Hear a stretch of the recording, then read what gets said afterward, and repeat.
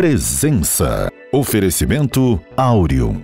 Mais que sonhar, realizar. E Vista Azul Hotel. A Europa pertinho de você.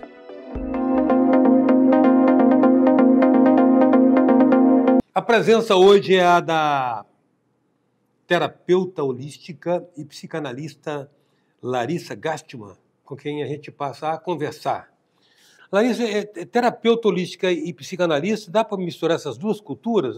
O holismo parece que tem aquela coisa do pessoal mais pode crer, aquele pessoal mais alternativo, e aí você vem com a psicanálise, que é uma coisa, né, coisa assim, tradicionalíssima, né? Como é que isso se concilia, Larissa? Como é que você concilia isso na sua abordagem? Muito legal essa pergunta, hein? Inusitado também. Porque, assim, a psicanálise ela faz um estudo do histórico infantil. E aí, a partir desse histórico infantil, a gente tenta descobrir quais são as questões que o ser humano tem naquele momento da vida dele. Pode ser que tenha origem naquele histórico infantil ali, né? Na adolescência, enfim. Agora, as terapias holísticas, quando eu comecei a estudar, eu estudei a psicanálise primeiro. Mas as terapias holísticas foi assim, quando eu me encantei mesmo, falei assim, nossa, é isso que eu gostaria de trabalhar. Porque ele fala da parte energética do ser humano, nós somos energia.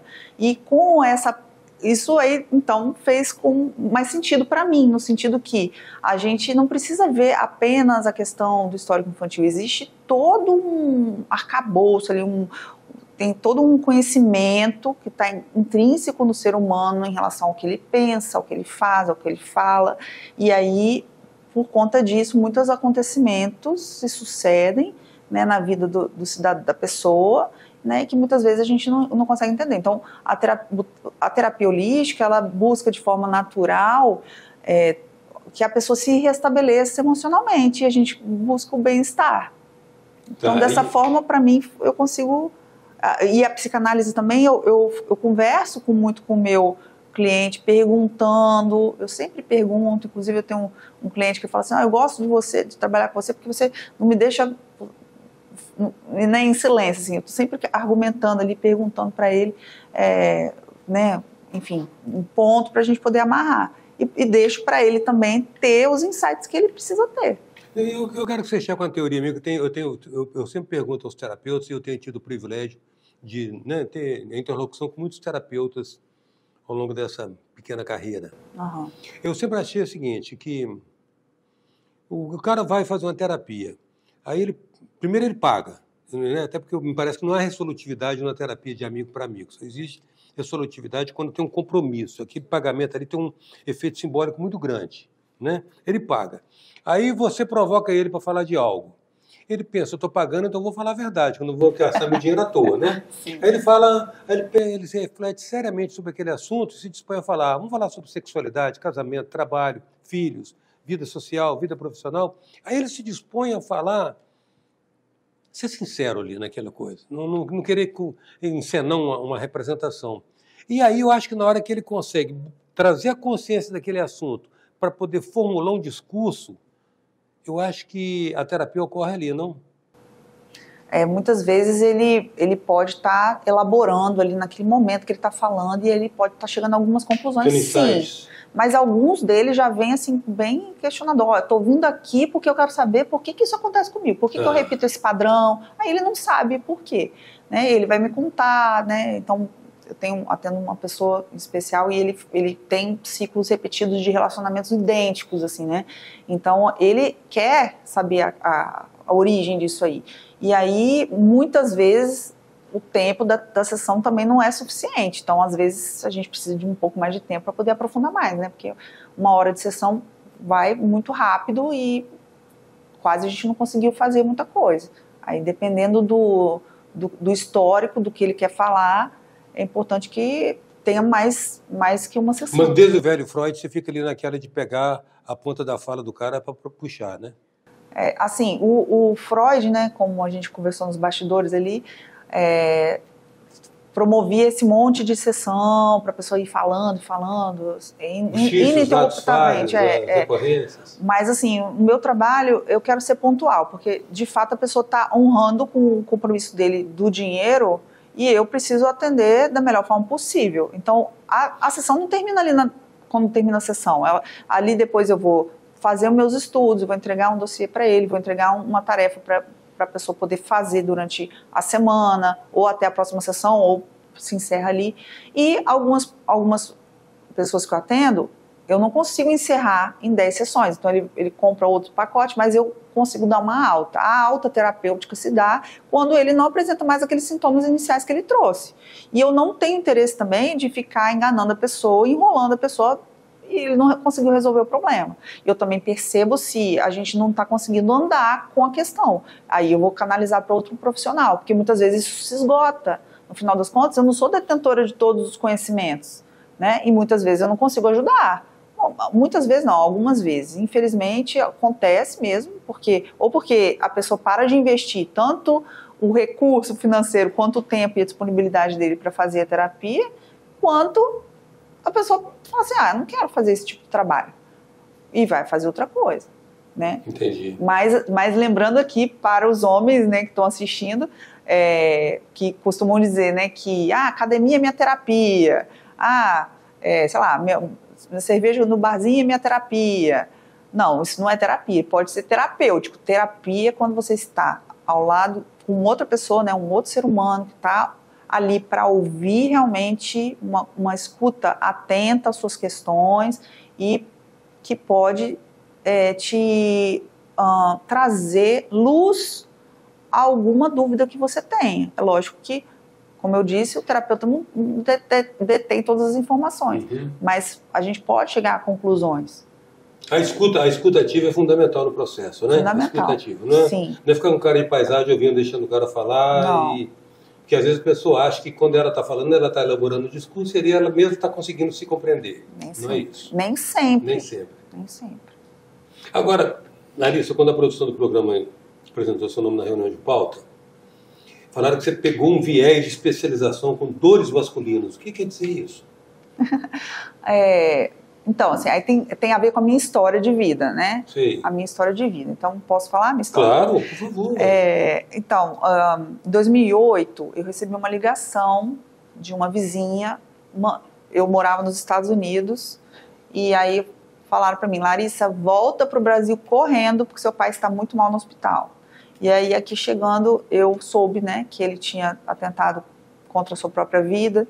E aí ficou muito mal no hospital. Então eu larguei tudo em 3 dias, eu estava aqui e sofri muito, né? Sofri muito, meu pai já estava vindo numa situação de alcoolismo, e o alcoolismo, o álcool, na verdade, ele é uma droga que deprime o sistema nervoso central, e aí ele estava naquele ciclo vicioso, né? Então ele bebia muito, muito cedo no dia, e isso deprime, né? Isso vai deprimindo, então a depressão dele foi só se agravando, ele chegou ao extremo da depressão. E quando ele morreu, eu sofri muito, muito, foi horrível, assim, foi a fase que eu mais sofri na minha vida, foi a morte do meu pai. E aí, eu, voltando para o Brasil, eu comecei a dar aulas de inglês, depois eu comecei a dar aula num curso profissional, profissionalizante, e aí eu, conversando com os meus alunos homens, eu percebi que as dores dos meus alunos eram bem parecidas com as dores do meu pai. E aí, o meu filho era pequeno, ele tinha 3 aninhos, né, 2, 3, e aí eu falei, gente, o que vai ser o futuro do meu filho? Nessa sociedade que ninguém está escutando os homens, as dores, os problemas emocionais, as questões familiares, várias questões, são várias, né? E aí nasceu no meu coração, assim, aquela vontade de ajudar os homens. Não, eu tenho interesse de trabalhar com isso. Então eu fui para o México, eu estudei psicanálise, quando eu voltei, estudei as terapias holísticas, fui me aprimorando, mas não tinha aquela coisa assim, nossa, quando que eu vou começar a atender, começar a fazer esse trabalho e tudo. E aí em 2020 eu comecei, realmente dei um start na rede social, e hoje eu tenho, né, o @terapeuta dos homens, porque foi dessa forma que nasceu, enfim, tem uma história, enfim. Mas, então, nesse caminho, eu fui percebendo, assim, que os homens, além da questão da depressão, de serem as maiores vítimas do suicídio, né, não só na questão do suicídio, todas as doenças, a maioria das doenças, os homens são os primeiros que morrem, os que mais morrem, inclusive de violência doméstica, que ninguém fala sobre essa situação, né? Então, eu fui me alertando e fui sabendo mais. Então, fui mergulhando mais na questão dos homens e tudo, e fui vendo que é muito mais do que isso. Aí eu percebi, então, que nós estamos numa bolha no Brasil, com leis que são muito favorecidas às mulheres, e os homens sempre estão à mercê dessas leis. E aí, o que acontece? Eles adoecem também, porque se um pai, por exemplo, não consegue, tem que fazer visita, né? Eu nunca vi um pai fazer visita. O pai não visita. Pai é pai, né? Deveria ter... Então, às vezes, esse afastamento do filho... Alienação parental. Alienação parental é um problema que ocasiona depressão em muitos homens. Eles ficam, assim... mal, é muito ruim. Mas deixa eu colocar, porque você está trazendo um assunto absolutamente novo, né? Então, tem que se discutido aqui a escalada do feminicídio, de que tem tantos meninos no Brasil mata-se uma mulher, da questão do Dia da Mulher, toda uma... A gente percebe, para além do modismo, uma óbvia escalada social da mulher quando ela vai para o mercado profissional e, inclusive, em vários aspectos, talvez por ser até biologicamente privilegiada, ela é mais competitiva que o homem, ela é melhor que o homem. Ela desempenha em vários setores que eu tive a oportunidade de ver. Antigamente, você tinha, inclusive, segmentos que era reserva masculina. Polícia, né? Jogador de futebol, você vê... que mais? Segurança, maquinista e tudo. Depois as mulheres chegaram, talvez eu acredito que seja por conta dessa capacidade de ser multifacetado, e nós somos claramente monotemáticos. O homem faz uma coisa de cada vez, a mulher faz várias coisas ao mesmo tempo. Talvez isso no mercado profissional ele tenha lhe dado uma competitividade. No mercado de comunicação a gente trabalha, é só olhar qual a população masculina e qual a população feminina para perceber que está havendo um descompasso aí. Então, um sentimento de que o homem parece que perdeu o seu lugar de identidade na sociedade, não sabe se encontrar. Aí ele, exasperado e impotente, recorre à violência. Aí vem o estigma do machismo.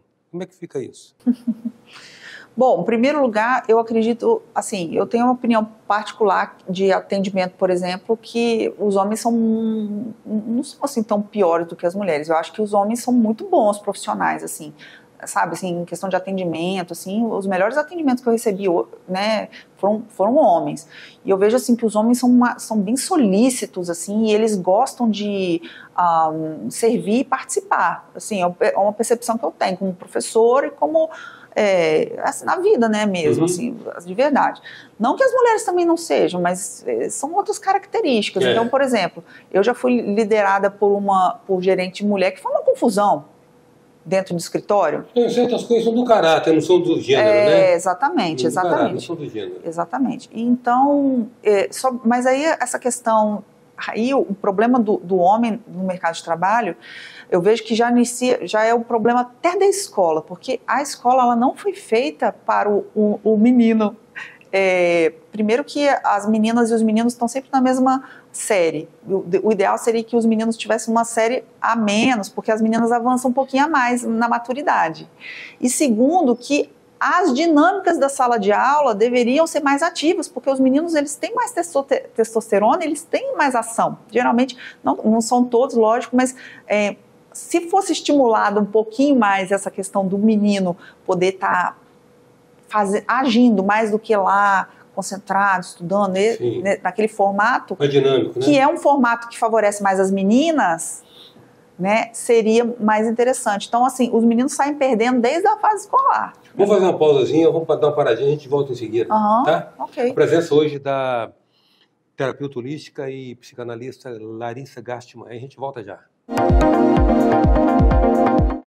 Venha viver momentos inesquecíveis no Vista Azul Hotel, nas Montanhas Capixabas. Resort com piscinas interna e externa, quadras de tênis, jacuzzi, suítes amplas e confortáveis, lounge com lareira e um mirante com vista para a Pedra Azul. Vista Azul Hotel, a Europa pertinho de você. Voltamos com a presença, um oferecimento do Vista Azul Hotel. Voltamos com a presença da terapeuta holística e psicanalista Larissa Gastman. Larissa, desculpa, eu tive que te interromper porque, para os comerciais, Mas você estava falando do tratamento diferenciado. Como que a diferença de gênero deveria ser observada na sala de aula, né? Porque o menino é mais dinâmico, tem mais energia, é mais voluntarioso, e a menina é mais quietinha. Quer dizer, já se percebe desde lá uma diferença. Você, inclusive, você falou que os meninos não deveriam estar na mesma série, deveriam estar uma série abaixo. Por causa da maturidade, né? Eu já li alguma coisa... Mas no menino, moça e tudo. Uma mulher é muito mais madura que um homem em qualquer situação. Sim, Se você pegar uma mulher de 30 anos e um cara de 30 anos, você acha que eles têm a mesma maturidade? Depende, né? Eu acho que não. Acho que a mulher é muito mais madura. Mas tudo bem, vamos lá. Isso é opinião, né? Não é informação que eu estou trazendo, é opinião pessoal. Sim. Mas voltamos a falar, então, da diferença lá da escola. Então, exatamente. Então, ele sai perdendo nesse caminho, né, do ritmo acadêmico. Então, não são todos os rapazes que conseguem aquela concentração necessária para poder, por exemplo, estudar para um concurso, porque isso exige, né, de repente, alguns treinamentos que talvez ele não tenha tido na educação formal escolar e nem dentro de casa. E aí a mulher também vai ocupando esses espaços também, né? Muitas vezes por alguma informação a mais que ela vai ter, né? Às vezes a adequação, de repente, na comunicação para atendimento ao cliente, que a mulher também tem uma facilidade maior do que o homem, que é a parte da comunicação. Acolhimento, né? De repente o acolhimento, sim. E os homens estão sempre mais delegados a essas tarefas mais de força, limpeza, obras, construção civil, e nesse sentido aí. Então, assim, eu vejo que quando o homem consegue se concentrar no que ele quer como trabalho, ele vai adiante, né? Aí ele precisa ver aqueles mecanismos, porque não é questão de gênero mais uma vez, assim, se a mulher também quiser, ela vai nesse caminho. Você acha que não há, assim, diferenças de características comportamentais derivadas do gênero, não? Não, acredito que sim, Acredito que existem essas diferenças, elas são importantes porque o homem e a mulher se complementam dentro do trabalho, ou enfim, dependendo do que for, né, das facilidades. Por exemplo, a gente não vê tanta mulher nas partes de informática, engenharia, porque para nós mulheres... O raciocínio lógico parece um atributo mais masculino. Mais masculino, exatamente. E a gente precisa de tudo. Mas a mulher dá o show por causa da emoção, né? Ela ganha na emoção. Ela ganha na emoção. Ganha na emoção. Eu percebo e é a emoção que toca o mundo, a verdade é essa. Depois reclamam que quem faz violência psicológica é o homem. Não é o homem. Quem mais faz violência psicológica é a mulher. Porque somos nós que dominamos a comunicação. Somos nós que somos ardilosos para fazer as vinganças acontecerem. Para fazer a gente pensar que a gente está mandando, inclusive. Eu sei disso. O que eu acho interessante você está na contramão, né? Você está trazendo um dado absolutamente disruptivo de leitura da sociedade moderna. O que eu acho interessante é que, de fato, a gente percebe assim, uma expectativa social determinada para o homem, quando ele não consegue cumprir aquela expectativa, eu acho que vem uma depressão, eu acho que ele decepciona a mulher que também tem expectativa de que ele tem aquele papel que foi prometido que ele cumpriria, não é? Tem umas coisas assim, não tem? Eu estou fazendo uma psicanálise rasa aqui, eu estou usando mais minha experiência de vida do que qualquer leitura que eu não tenho sobre isso. Então, assim, já há algumas décadas o homem ele vem assumindo um novo papel. Foi tão difícil mostrar para o homem a questão da paternidade. Hoje tem tantos homens querendo ser pai, né? Tem tantas coisas acontecendo assim, por exemplo, a gente vê que é uma sociedade sem pai, muitos homens sem pai, sem aquela referência masculina. Isso é uma questão também social que está muito forte, e aí eles querem ser pai, e aí muitas vezes não conseguem por conta de algum problema doméstico ali, né, enfim, com a ex-mulher. E, de fato, esses novos roles, né, novos papéis que o homem precisa assumir. Então, a gente sabe que é até engraçado falar isso, mas, por exemplo, eu tenho muito contato de pai solteiro. Ele tem a guarda do filho e ele cuida do filho o tempo inteiro. A mãe que faz né? Hoje, por exemplo, o meu ex-marido está com o meu filho, né? Vive com o meu filho. Então, são novos papéis, de fato, mas ao mesmo tempo é porque sempre se confiou mais na mulher para ficar com os filhos. Você também foi um pai solteiro. Um tempo. Um tempo, mas você teve que segurar a onda ali, né? Mas fazer filho é uma coisa boa, o homem descobriu isso. Não, mas... Criar o filho, ajudar o filho a... Não fazer no sentido bíblico, não. Fazer no sentido assim, de acompanhar a evolução daquele ser, ver ele desabrochar, ensinar, ser o primeiro mestre de um filho, né? É uma coisa que é gratificante. O homem descobriu isso. Até porque, de repente, quando ele vai no mercado de trabalho, descobre que a mulher está lá dando cotovelada, ele acha que pode assumir esse papel. John Lennon, em 1980, lançou essa ideia de ficar em casa, deixar a Yoko Ono ralar no mercado, e a gente não entendia aquilo 40 anos atrás, 45 anos atrás. Então, o homem moderno, ele está aí, né, dentro dessa nova perspectiva, assim, de querer ser um pai melhor, de querer ser um melhor marido, de perceber o que aconteceu no passado dele, que ele não quer repetir, né? Eu atendo homens muitas vezes que falam que eu vi isso acontecer dentro da minha casa, eu não quero que isso aconteça, né? Escuto muito isso. E uma outra coisa também que eu escuto muito, que eu não sei se os homens aqui vão concordar, mas é o seguinte, por dentro eu sou um menino. Eu não sei porquê, eu ainda não cresci. Muito interessante. Não, mas aí há controvérsias, hein? Eu estou sempre me baseando mais no empirismo, você na ciência que você estudou, eu não estudei. Há controvérsia. Eu continuo achando que realmente todo homem é um menino velho. Pois é. Mas isso é mágico, porque no final das contas, vocês homens... Você exime de alguma responsabilidade? Não, todo adulto precisa ser responsável pelas suas coisas. Mas esse lado infantil do homem é maravilhoso, porque é o que torna vocês aquele sopro de energia para vocês continuarem nas responsabilidades que são de liderança que vocês assumem. Então, é ótimo isso, é o espírito da quinta série, né? Aquele boberol, porque isso é importante que o homem tenha, sabe? Uhum. E aí, muitas vezes, esse é muito criticado pelas mulheres que gostariam de ter homens mais maduros, que falem... Mas ter um momento, assim, de bobeira, aquelas coisas mais engraçadas, mais descontraídas, é importante também, porque faz com que o homem relaxe. Isso é bom. Nós temos um exemplo aqui em casa, aqui no estúdio, nosso diretor de imagem, o Edgar, quando ele compra uma câmera nova, sofisticada, entendeu? Você lembra daquele velho ditado que a diferença do homem para o menino é o preço do brinquedo. Entendeu? E é verdade mesmo. Eu acho que não deve ser perdido isso mesmo, não. Não deve ser perdido, e isso também é assim, ó, é um remédio contra as doenças mentais. O homem, porque todos nós temos os dois polos, masculino e feminino. Sim. Só que não é 50%. Desde Jung se fala isso. É de Jung. Não é 50%. Sim. É 70%, vou botar aqui em fins didáticos, né? 75% masculino no caso do homem e 25% do feminino. E para a mulher, 75% feminino e 25% masculino. Então, o homem ele precisa atuar mais na energia masculina. E se ele cair na energia feminina e ficar mais de 50%, 50% é muito para um homem ficar na feminina, ele pode cair num processo depressivo, porque o que é a energia feminina? É você mergulhar no emocional, é você ficar mais emotivo.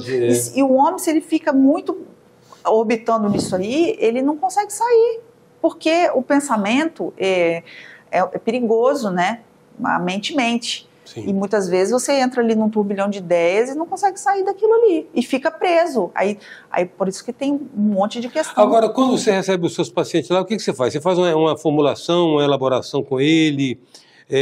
Por exemplo, você trabalha como terapeuta, a gente trabalha com as terapias. Eu não sei se tem em jogo esse sistema de valores da pessoa. Eu não sei se tem, por exemplo, as abordagens, às vezes, por exemplo, você tem uma terapia cognitivo-comportamental que pretende que, a partir do momento que você se conscientiza, você pode escolher um comportamento. Eu não sei se está tudo dentro. E a questão da transcendência não está presente, não? É por isso que eu gosto das terapias holísticas, né? Então, assim, ao longo todos esses anos, eu venho me preparando também nessa parte, vamos dizer, energética e espiritual. Porque somos seres energéticos, né? E aí não tem como a gente dizer que isso não existe. Às vezes eu penso numa pessoa, a pessoa me liga, né, manda mensagem, porque estamos conectados. Visualmente a gente não consegue enxergar, mas essa energia ela existe, ela nos conecta, nós somos parte dela, nós somos seres naturais. E aí, quando um cidadão chega para mim e me relata a questão dele, seja ela qual for, né, um problema dentro de casa, um relacionamento, um casamento, um homem que, por exemplo, se acha feio, eu tenho todos os tipos de questões assim que me chegam. Violência doméstica contra o homem, eu tenho esse tipo de caso. E o que acontece? Eu escuto o que ele traz para mim, e aí dentro do que ele vai me dizer, eu vou ver qual vai ser a abordagem que eu vou usar. Então, por exemplo, esse rapaz que ele tem uma autoestima baixíssima e ele se acha feio, ele não consegue ficar com nenhuma menina, não sei o quê.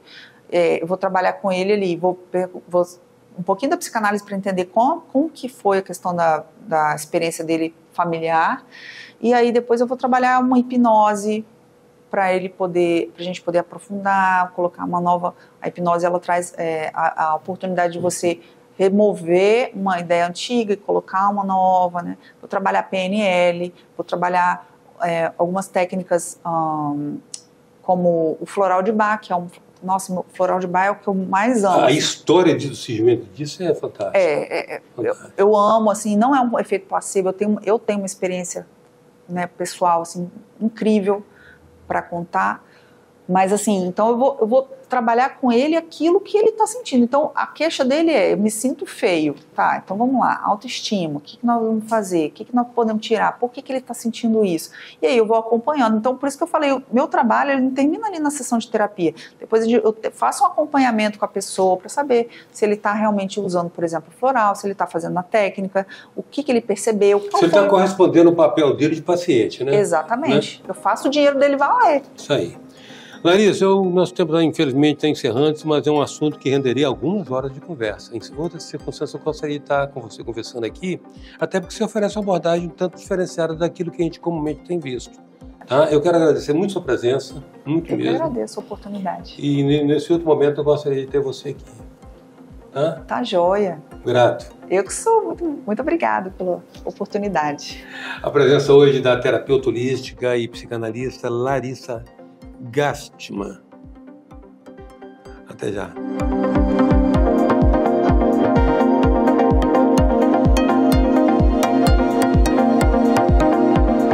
Presença. Oferecimento Áureum.